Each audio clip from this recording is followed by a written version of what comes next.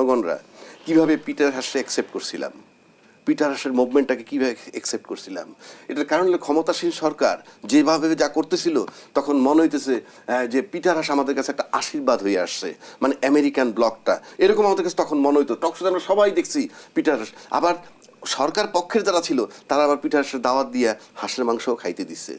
এটার মানে হচ্ছে যে সবসময় সরকার পক্ষ বিপক্ষ থাকে।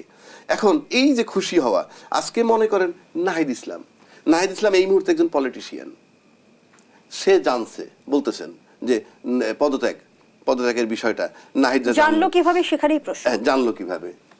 ফাইনালি গিয়ে প্রমাণিত হয়েছে যে কেউ কেউ বলছে এটা একটা নাটক, এরকম কোনো সিদ্ধান্ত হয় নাই। আমি তর্কের খাতিরে ধরে নিলাম এটা একটা নাটক। কার নাটক? যার নাটক, যারা বলছে নাটক, এই নাটকটা দেখতে হবে। আমি যদি একটা নাটক মঞ্চস্থ করে দেখি, যেমন মীর জাফর, আপনি জানেন বোধহয়, সিরাজউদ্দৌলা অভিনয় করতে গিয়ে মীর জাফরের রোলটা যে প্লে করছিল, দর্শক তারে সবাই পায়ের জুতে খুলে মারছিল, এবং তখন সে বলছিল যে না, আমার অভিনয়টা সার্থক, কারণ মানুষ ভুলে গেছিল যে আমি অভিনয় করছি, মীর জাফর না।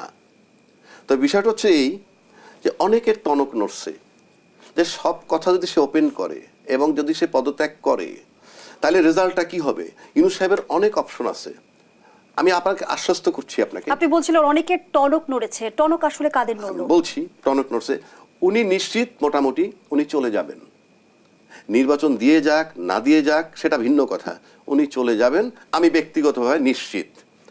এখন আসেন, ইউনূস সাহেবকে কিন্তু সবাই বিশ্বাস করে, যারা তাকে সহযোগিতা করে না তারাও বিশ্বাস করে। কেন জানেন? উনি বলছেন আমি ডিসেম্বর 2025 থেকে জুন 26 পর্যন্ত নির্বাচন দিব। তারপরও তারা ডেট চায়। কেন চায় জানেন? ডেটটা চায় কেন এই যে আমি নির্বাচন করবো সে ফেব্রুয়ারি মাসের 15 তারিখ, ফর এক্সাম্পল একটা কথা যদি সে বইলে ফেলে, সবাই মনে করে এটা তার দলিল, উনি এখান থেকে সরে আসতে পারবে না। এটা হলো তার প্রতি আস্থা মানুষের, সেই রাজনৈতিক স্টেক হোল্ডারেরও আস্থা, সেই জন্য এই কথাটা আদায় করতে চায়। কিন্তু সে ডেট দিতে পারতেছে না কেন? সেটা হলোই সে গ্যারান্টি দিছে আমি একটা অবাধ, সুষ্ঠু, নিরপেক্ষ নির্বাচন করব, মানে মনে রাখার মতো একটা সুন্দর নির্বাচন করব।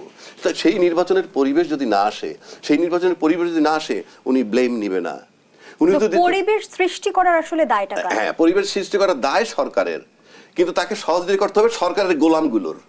সরকারের অধীনস্থ যে গোলামগুলো আছে তারা সহযোগিতা করতে বাধ্য, সেই গোলামগুলো তাকে সহযোগিতা করে না, আমরা দেখেছি। তারা কাদের পক্ষ হয়ে কাজ করছে? তারা কাদের পক্ষ হয়ে কাজ করছে তা জানি না, কিন্তু তাদের শেল্টার আছে যে নন কোঅপারেশন করে কিছু আসবে যাবে না, এই গ্যারান্টি তাদের আছে। তাহলে আমি আবারও বলছি যে এই প্রশাসন বিগত সরকারের সময় এমন ভালো সরকার ছিল 15 বছর, তাকে রাখার জন্য প্রশাসন হাজার হাজার গুলি মারছে, মানে হাজার হাজার মানুষ মারছে, লক্ষ লক্ষ গুলি ছুটছে।